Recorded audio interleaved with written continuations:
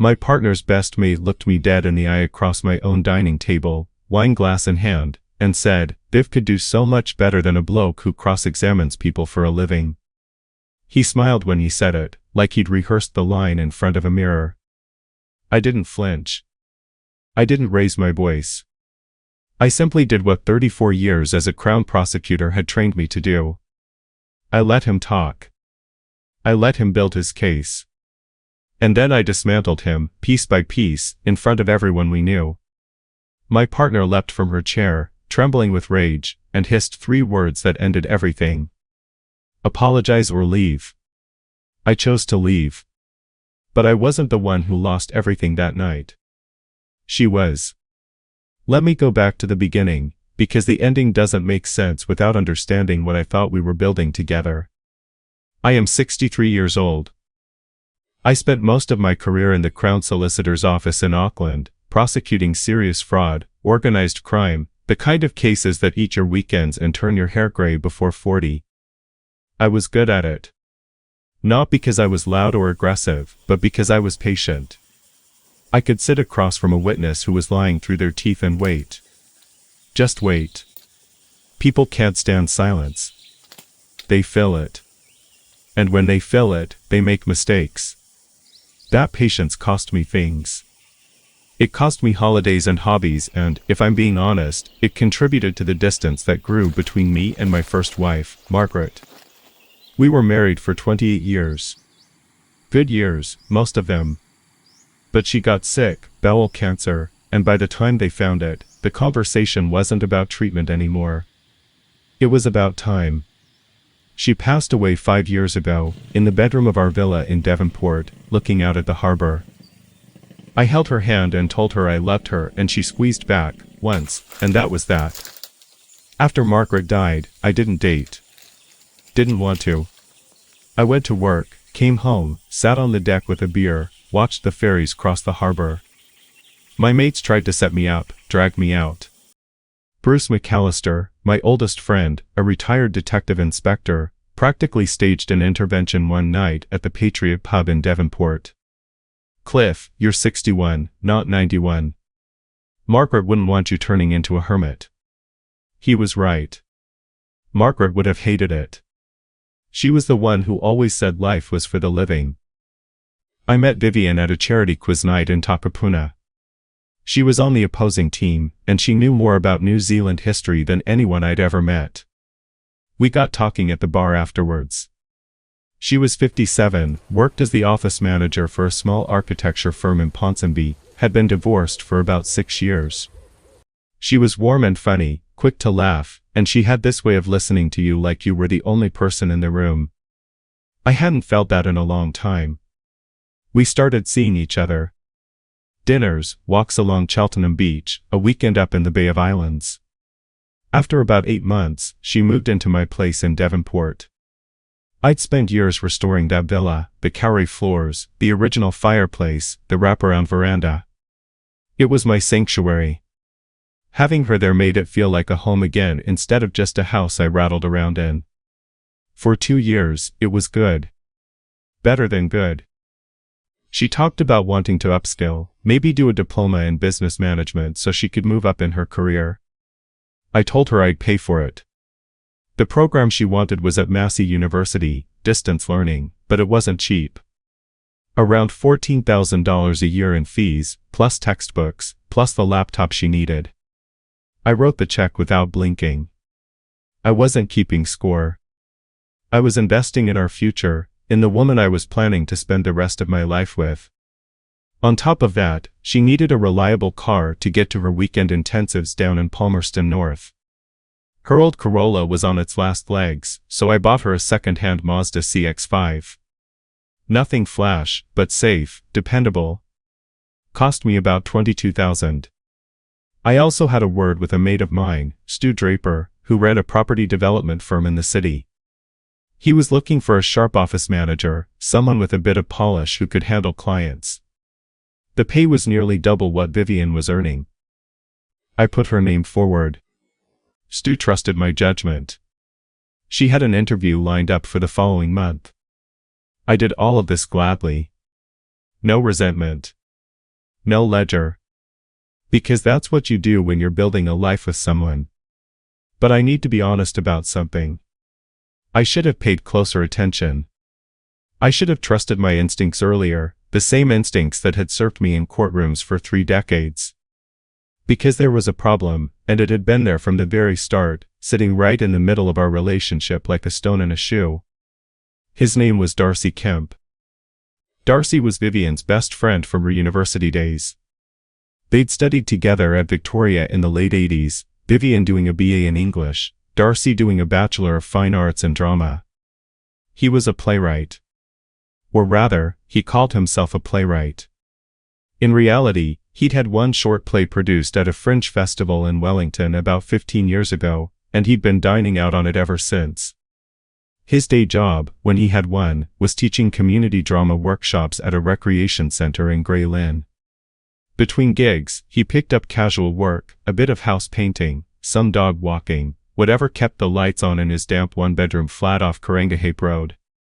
He was 59, single, perpetually broke, and absolutely certain that the world owed him recognition for his artistic genius. To hear Vivienne describe him, Darcy was her rock. Her anchor. The man who'd been there through her messy divorce, who understood her soul. He's my person, Cliff, she'd say, as if that explained everything. He's been there for me when nobody else was. He's family.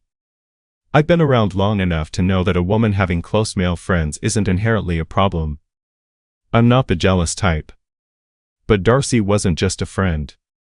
Darcy was a campaign. From the moment I met him, he made it his mission to remind Vivienne, subtly, constantly, that she'd settled. That being with a retired prosecutor in Devonport was somehow beneath her. He never said it outright. He was too clever for that. It was all insinuation, all atmosphere. If I took Vivienne to a nice restaurant in Ponsonby, Darcy would call her the next day and reminisce about the time they buskied on Cuba Street in Wellington and ate fish and chips on the waterfront at midnight. Those were the real moments, Viv, he'd say, loud enough for me to hear on speakerphone. You can't buy that kind of connection. If I suggested a holiday, maybe a week at a lodge in Queenstown, Darcy would sigh and talk about how the best trip he and Viv ever took was hitchhiking through the Coromandel with nothing but a tent and $20 between them. Remember that, Viv? That's living. Not this package tour stuff. The message was always the same. I was the boring, predictable, safe option. I was the bloke who balanced the books and paid the bills. And Darcy was the gatekeeper to some authentic, passionate life that Vivienne was supposedly leaving behind by being with me. The fact that this authentic life apparently involved chronic unemployment and borrowing money for petrol didn't seem to register with either of them. And it wasn't just the nostalgia trips. It was the digs at dinner, the little barbs dressed up as jokes. Cliff, mate, you must be exhausted from all that exciting spreadsheet work, he'd say with a smirk, even though I'd never worked with spreadsheets in my life. He didn't even know what I'd actually done. To him, I was just a suit. A square. A means to an end. And the end, I came to understand, was Vivienne. Every time I raised it with her, she shut me down. He's just being Darcy. He doesn't mean anything by it. He was there for me during the worst time of my life, Cliff. I'm not going to abandon him because he makes a few silly jokes. He's family. I let it go. Again and again, I let it go. I told myself I was being the bigger man, the patient professional, the bloke who doesn't take the bait. But looking back, I know the truth. I was being a doormat. I was so afraid of losing what I had with Vivienne, so grateful to have found someone after Margaret, that I tolerated things I never should have tolerated. That's a mistake I won't make again. But patience, as I said, is what I do. You wait. You let the other side talk. You let them build their own case. And eventually, they hand you the rope. Darcy handed me the rope on a Saturday night in March, at a dinner party in my own home. I'd just wrapped up a consulting job for a law firm in the CBD. They'd brought me in to advise on a complex fraud prosecution, a case involving a property developer who'd been siphoning funds from investors for years. 6 months of my life, buried in financial records and witness statements. We secured a conviction on all 12 charges. It was a significant result, the kind that makes the evening news. I was quietly proud. To celebrate, I organized a dinner at the house. Nothing extravagant, just good food, good wine, and the people who mattered. Bruce and his wife Sandra came. Stu Draper. My neighbor were Wiry and his partner Mir. A couple of my former colleagues from the Crown Solicitor's office. And because I was still trying to be fair, still trying to show Vivienne that I respected her friendships, I told her to invite whoever she liked. Which meant, of course, that Darcy was coming. I spent the afternoon cooking. Lamb rack, roasted kamara, a green salad. I opened a bottle of Craggy Range Syrah I'd been saving. The table was set. The house looked beautiful, late summer light pouring through the French doors, the harbor glittering beyond the pohutukawa trees. I was relaxed. Genuinely relaxed, for the first time in months. Darcy arrived late, naturally. He was wearing a linen shirt that looked like it had been slept in and carrying a bottle of wine that I later discovered cost about $9. He helped himself to my Craggy Range before I'd even finished pouring the first round. He sat himself at the head of the table, my table, and launched into a monologue about a community theater production of Waiting for Godot he was supposedly directing. Nobody had asked. My friends were polite. They always were. But I could see the looks passing between Bruce and Sandra. Bruce had never liked Darcy. He pulled me aside once and said, "Cliff, that bloke's not her friend. He's her handler. Open your eyes." I hadn't listened. The evening wore on. The wine flowed. The conversation was warm. And then Darcy, as he always did after a few glasses, decided it was time for a performance. He started on a tangent about creativity versus convention. About how some people are born to make things, to feel things, to live with passion, and how other people are just, his words, administrators of existence. He looked right at me when he said it.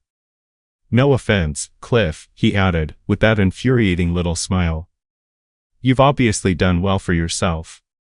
But there's more to life than locking people up and counting your kiwi saver, isn't there?" A couple of my friends shifted in their seats. Wiry, who was not a man given to subtlety, muttered something under his breath. I just nodded and sipped my wine. I wasn't going to give him the satisfaction. Not yet. But Darcy wasn't done. He never was. He'd had too much of my wine and too little of my patience. He turned to Vivienne. Put on that face, that concerned, soulful, deeply sincere face that I'd seen 100 times. The one that said, "I'm the only person who truly cares about you. I just worry about you, Viv," he said, loud enough for the entire table to hear. "I do. I lie awake at night thinking about it. You've got so much life in you, so much fire, and I just..." He paused. Shook his head. Then he looked at me, and the mask slipped, just for a second. What was underneath wasn't concern. It was contempt. "I just think she could do so much better than this, mate," he said. "Than you. I'm sorry, but someone had to say it." And there it was. The rope. Handed to me in front of 12 witnesses, at my own table, in my own home, over a meal I'd cooked with wine I'd paid for. The table went dead silent. Bruce's hand tightened around his glass. Sandra put her hand on his arm. Stu was staring at the ceiling. Wiry looked like he was about to come across the table. Vivienne stared at her plate, blushing, but I knew that blush. It wasn't anger at Darcy. It was embarrassment that he'd made a scene. She wasn't embarrassed for me. She was embarrassed by me, or rather, by the situation I was apparently about to create. That was the moment the switch flipped. I set down my knife and fork. Very slowly. I placed my hands flat on the table and fixed my gaze on Darcy. When I spoke, my voice was quiet. Not angry quiet. Courtroom quiet. The voice I used when I was about to take a witness apart and I wanted the jury to hear every word. That's an interesting position, Darcy, I said. I'd like to explore it, if you don't mind. You've made a claim in front of all these people. You've asserted that Vivienne could do better than me. I think you owe everyone here, especially Vivienne, the courtesy of specifics. So tell me. In your considered opinion, what does better look like? Be precise. He blinked. He hadn't expected this. Darcy was built for drive-by insults, not sustained engagement. He was expecting me to get angry, to shout, to storm off. He wasn't prepared for a calm, systematic interrogation. Well, he started, shifting in his seat. Someone more, alive. Someone who gets her. Someone creative. Someone on her wavelength. I see, I said, nodding slowly. So the primary qualification is creativity. An artistic sensibility. A certain wavelength. And I assume, given that you've positioned yourself as the authority on what Vivienne deserves, that you consider yourself to be the benchmark? The gold standard of what a suitable partner looks like? He puffed up a little. Couldn't help himself. I understand her better than anyone in this room. That's just a fact. Perfect, I said. Then let's examine the gold standard. Let's look at the evidence. I leaned forward. My voice didn't rise. If anything, it got quieter. Vivienne is currently enrolled in a business management diploma at Massey University. It's a 2-year program, and she's about 7 months from completing it. The total cost, including fees, materials, and travel to her weekend intensives in Palmerston North, is approximately $31,000. I'm paying for that. Every cent. Not because she asked me to, but because I believe in her. Because I wanted to invest in the future of the woman I love. I paused. Let the number land. My question for you, Darcy, as the self-appointed gold standard of what's better for Vivienne, is this. What have you invested in her future? Specifically. In dollar terms. Or in any terms, really. I'm curious. His face went the color of old cement. Vivienne grabbed my arm under the table. Cliff, stop it, she whispered. Please. I gently removed her hand and continued. Let's talk about the car she drives. It's a Mazda CX-5, safe, reliable, gets her to Palmerston North and back without breaking down on the desert road. I bought it for her. $22,000. Now, you also have a car, don't you, Darcy? That Subaru Legacy with the oil leak and the warrant that expired in January. In fact, how many times in the last year has Vivienne lent you money for repairs? 3 times? 4? I've seen the bank statements. She's not great at hiding transfers. And since Vivienne's spending money comes from the household account that I fund, let me be clear about what that means. I'm not just investing in Vivienne's future. I'm also subsidizing the upkeep of your vehicle. You're welcome. Stu let out a short bark of laughter and immediately looked away. Bruce didn't bother hiding his grin. Rewiri was nodding slowly. And now let's talk about something even more concrete, I said. Let's talk about this house. The roof over Vivienne's head. I own this home. I've spent 15 years restoring it. I pay the rates, the insurance, the maintenance. And you, Darcy, you live in a 1-bedroom flat off Karangahape Road. I happen to know your rent is $720 a week, because 6 months ago, Vivienne asked me for $1,200 to help you cover a shortfall. She said you were between projects. You're always between projects. The room was absolutely still. Nobody was eating. Nobody was drinking. All eyes were on Darcy, who was sitting there looking like a man who'd just been hit by a bus and was still trying to figure out what had happened. So allow me to summarize your position, I said, and now my voice had the cadence of a closing address, measured, deliberate, final. You have argued, in front of all these witnesses, that a man who provides a stable home, a reliable car, a fully funded education, and consistent emotional support is somehow an inferior option for Vivienne. And that a better alternative, by your definition, is a man who is chronically unemployed, financially dependent on the very woman he claims to care about, and who repays her kindness by systematically trying to undermine her relationship. A man who, let's be frank, has been using friendship as a cover for what is plainly an obsessive, possessive, and frankly pathetic fixation. I leaned back. Is that a fair and accurate summary of your position, Darcy? Because in my experience, when you lay out the facts clearly enough, the verdict tends to be obvious. I picked up my wineglass and took a sip. The closing statement was done. The courtroom was in recess. For about 5 seconds, nobody moved. Then Bruce exhaled and said, very quietly, "Bloody hell, Cliff." Sandra put her hand over her mouth. Rewire actually started clapping, slow, deliberate claps, before Mir put a hand on his arm. Darcy was destroyed. Not angry. Not defiant. Just broken. He sat there with his jaw slightly open, his face drained of color, his hands flat on the table like a man trying to keep himself from sliding under it. He'd walked into a dinner party looking for an easy target, and he'd been taken apart with surgical precision by a man who'd spent 3 decades doing exactly that for a living. I looked at Vivienne. I expected relief. Gratitude, maybe.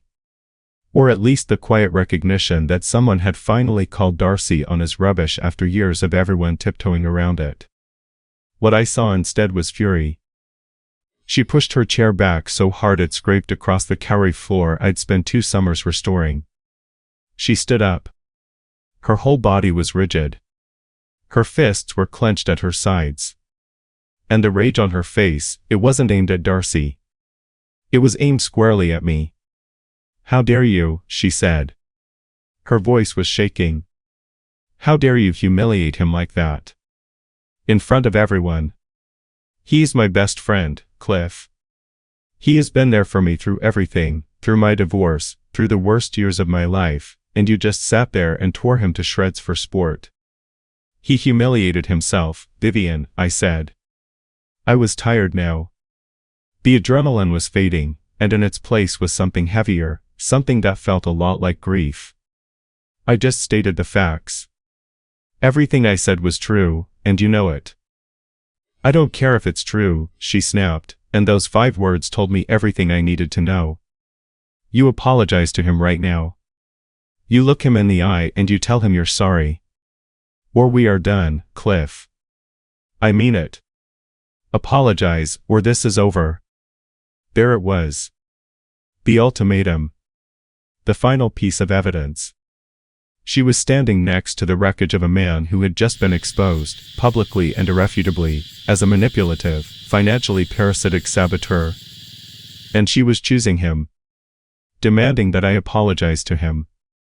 In my house, at my table, in front of my friends, after he had insulted me to my face.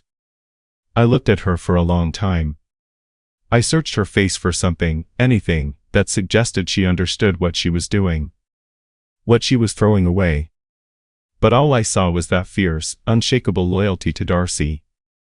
The same loyalty she'd never once shown me. I didn't shout. I didn't argue. I didn't plead.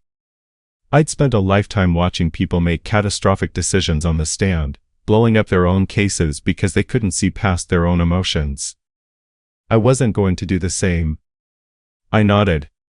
Slowly. I placed my napkin on the table, picked up my wine glass, and stood up. "Then we're done, Vivienne," I said. Quiet. Final. "I accept your terms." I walked out of the dining room, through the kitchen, and onto the back deck. I stood there in the warm March night, looking at the harbor, and I finished my wine. Behind me, I heard chairs scraping, voices murmuring, the front door opening and closing. Vivienne and Darcy left together. Bruce was the last to go. He stood beside me on the deck for a minute without saying a word, then squeezed my shoulder and said, "You did the right thing, mate. It just doesn't feel like it yet. He was right about the second part. It didn't feel like the right thing. It felt like open heart surgery without anesthetic. But I knew, with the same certainty I'd known when a case was solid, that there was no other verdict. She'd made her choice. Now she'd have to live with it. For 2 weeks, I went completely dark. No calls returned. No texts answered. Not the angry ones, not the confused ones, not the pleading ones. I let them pile up like unread briefs on a desk I'd walked away from. A couple of mutual friends reached out, tried to mediate. She's really upset, Cliff. She didn't mean it. Can't you two just talk? I thanked them for caring and said the matter was closed. Instead of chasing her, I got to work. There's a particular kind of clarity that comes when a relationship dies. It's cold and sharp and it hurts, but it lets you see everything with perfect focus. I spent a weekend packing Vivienne's belongings. Her clothes, her books, her ridiculous collection of scented candles. I folded everything carefully. I wasn't angry. I wasn't vindictive. I was just finished. An executor settling the estate of something that had died. When the last box was sealed and stacked in the spare room, I changed the locks, reset the alarm code, and updated the security cameras. Then I made 2 phone calls. The first was to the registrar's office at Massey University. I explained, in calm and professional terms, that due to a permanent change in my personal circumstances, I would no longer be funding the tuition fees for Vivienne's diploma program. The next installment, around $7,000, was due in 3 weeks. They would need to contact her directly regarding alternative arrangements. I took no pleasure in this call. But my financial support for Vivienne's education was predicated on a partnership. That partnership no longer existed. The investment thesis had collapsed. The second call was harder. I rang Stu Draper. I'd called in a favor to get Vivienne that interview at his firm. Stu had carved out time in his schedule, adjusted his hiring timeline, all because I'd vouched for her. I told him, as straightforwardly as I could, that a significant personal conflict of interest had arisen, and that I needed to withdraw my recommendation. Stu didn't ask questions. He'd been at the dinner. He'd seen everything. Understood, mate, he said. Consider it done. I sat on the deck afterwards with a cup of tea and watched a container ship move slowly across the harbor. I didn't feel triumphant. I didn't feel righteous. I felt hollow. Like a house that had been gutted for renovation, empty and echoing, but structurally sound. Still standing. I'd get through this. I'd gotten through worse. Exactly 16 days after the dinner party, Vivienne appeared at my door. I watched her on the security camera, standing on the front step in the gray drizzle, fumbling with her key. I saw the moment she realized it didn't work anymore, the confusion, the disbelief, the quick flash of anger. She tried again. Then again. Then she pressed the doorbell and stood there, arms wrapped around herself, looking smaller than I'd ever seen her. I opened the door but kept the chain on. I could see she hadn't been sleeping. The skin under her eyes was dark. Her hair was pulled back in a way that suggested she'd stopped caring about how she looked. The fire was gone. What was left was exhaustion and fear. "Cliff, we need to talk," she said. "Please." "No, Vivienne, we don't," I said. "You made your position clear. I've accepted it. You can't throw away 2 years over one argument," she said. Her voice cracked. I was angry. I wasn't thinking. Darcy pushed my buttons and I reacted. I know that. I know I handled it badly. It wasn't one argument, I said. It was 2 years of arguments I chose not to have. 2 years of watching that man undermine our relationship while you defended him. 2 years of him taking shots at me, at my career, at my character, while you told me I was overreacting. The dinner wasn't the problem, Vivienne. The dinner was just the moment you finally showed me where I stood. And it wasn't beside you. It was behind him. She started crying. Not the performative kind of crying. Real tears, the kind that come from somewhere deep and scared. I've left his flat, she said. I'm staying with a friend in Mount Eden. It's been awful, Cliff. It's been terrible. He's broke. The flat is freezing. He's drinking too much. And he keeps saying things, horrible things about you, about us, and I'm sorry you're going through that, I said. And I meant it. I didn't enjoy her pain. But I also wasn't going to rescue her from the consequences of her own choices. She took a shaky breath. Can we just start over? I'll set boundaries with Darcy. I'll tell him to back off. I'll do whatever you need. It's too late for that, Vivienne. Please. I'll fix it. Just tell me what to do. There's nothing to fix. The foundation's gone. You can't rebuild on a foundation that's been demolished. She stared at me. And then, slowly, a new kind of fear crept into her eyes. The fear of someone who was just beginning to understand the full scope of what she'd lost. Cliff, she said, very carefully. My fees are due. In 2 weeks. The next installment for the diploma. I said nothing. Let the silence do the work. You wouldn't, she whispered. Cliff, I'm 7 months from finishing. You can't just. The scholarship arrangement was based on our partnership, Vivienne. That partnership has been terminated. I notified Massey 2 weeks ago. Her hand went to her mouth. She actually staggered. For a moment, I thought she might fall. And the interview, she said, her voice barely audible now. With Stu's firm. The one next month. Withdrawn, I said. Conflict of interest. She stood there in the drizzle, one hand gripping the doorframe, and I watched the future she'd been so certain of evaporate in front of her. The diploma she was months from completing. The job that would have nearly doubled her income. The home she'd lived in. The car she'd driven. All of it, every plank and beam and nail, had been built on the foundation of our partnership. And she'd taken a sledgehammer to that foundation because a man who couldn't pay his own rent told her she deserved better. You can't do this, she said. This is cruel, Cliff. This is vindictive. It's not vindictive, I said. It's consequential. You had something valuable, Vivienne. Not just me, but everything we were building together. And when the moment came to defend it, to choose it, you chose Darcy. You chose a man who has never paid $1 towards your future, who has never sacrificed a thing for your well-being, who has done nothing but take from you and poison your mind against the one person who was actually building something with you. That was your choice. I'm not punishing you. I'm simply no longer subsidizing the consequences of your decisions. So what am I supposed to do? She asked. She was crying openly now. I can't afford the fees. I can't get a loan in time. I'll have to drop out. I suggest you ask Darcy, I said. He's the man who knows what's best for you.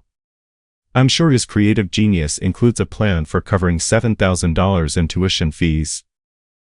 I didn't slam the door. I closed it. Gently. Deliberately. And then I stood in the hallway of my empty house and breathed. In and out. In and out. The trial was over. It's been 4 months since that night. Vivienne did not re-enroll. She couldn't come up with the fees in time, and Massey's hardship provisions had a waiting list longer than she could afford to wait. 2 years of study, thousands of dollars, countless hours of work, gone. She'd been 7 months from finishing. 7 months from a qualification that would have opened doors for the rest of her career. That's the part that stays with me, not because I feel guilty, but because it's such a precise illustration of how much damage a single bad decision can do when it's compounded by years of willful blindness. She and Darcy are apparently still in contact, though I've heard from mutual friends that things between them have curdled. She blames him for the implosion of our relationship. He blames her for ruining his friendship by introducing a boyfriend who couldn't take a joke. They're trapped in a cycle of resentment and dependency, two people bonded not by love or even genuine friendship, but by the shared wreckage of the life she blew up. Darcy, as far as I know, is still in that flat off Karangahape Road. Still between projects. Still convinced the world owes him something. He got what he wanted. He drove a wedge between Vivienne and the man who was actually supporting her. But what he won was a broken woman who looks at him every day and sees the face of everything she lost. That's not a victory. That's a sentence. I don't tell this story for sympathy. I don't tell it for vindication. I tell it because I spent 2 years ignoring what was right in front of me, and I want to be honest about that. Bruce said something to me a few weeks after the dinner, over a beer at the Patriot. He said, "Cliff, you won the argument. You lost the girl. But mate, you were going to lose her anyway. Darcy didn't take her from you. She was never fully there to begin with." He was right. And that's the part that hurts the most. Not the betrayal at the dinner. Not the ultimatum. But the slow, creeping realization that for 2 years, I'd been building a house on someone else's land. I'd been pouring concrete into a foundation that had cracks running through it from the very first day. I just didn't want to see them because the view from the veranda was so beautiful. If I've learned anything from 34 years in the law, it's this. The facts don't care about your feelings. You can love someone with everything you have, but if they don't value what you bring to the table, if they consistently choose someone else's voice over yours, then all the investment in the world won't change the outcome. A relationship is a contract. Not in the cold, legalistic sense, but in the fundamental sense that it requires mutual obligation. Both parties have to show up. Both parties have to honor the terms. And when one party repeatedly fails to do that, the other party isn't obligated to keep performing. Set your boundaries early. Don't wait 3 years, or 2 years, or even 6 months. If someone in your partner's life is actively working to undermine you, and your partner won't address it, that's not a friendship problem. That's a loyalty problem. And loyalty isn't something you can cross-examine into existence. It's either there or it isn't. I'm 63 years old. I've lost a wife I loved to cancer. I've put people in prison for the worst things human beings can do to each other. I've stared down liars and con artists and manipulators in courtrooms from Auckland to Christchurch. And I can tell you, without hesitation, that the hardest evidence to accept is the evidence that someone you love doesn't love you back in the way you deserve. But accepting it is the only way forward. The house in Devonport is quiet now. Some mornings I sit on the deck with my tea and watch the harbor, and I think about Margaret, about Vivienne, about the different ways love can build you up and tear you down. The pohutukawa is flowering again. The ferry horn sounds across the water. Life goes on. It always does. Even when you close the door. Even when you walk away. Especially then. Because walking away from something broken isn't weakness. It's the first act of rebuilding. And at 63, I've learned that you're never too old to lay a new foundation, as long as you're wise enough this time to check the ground before you start pouring.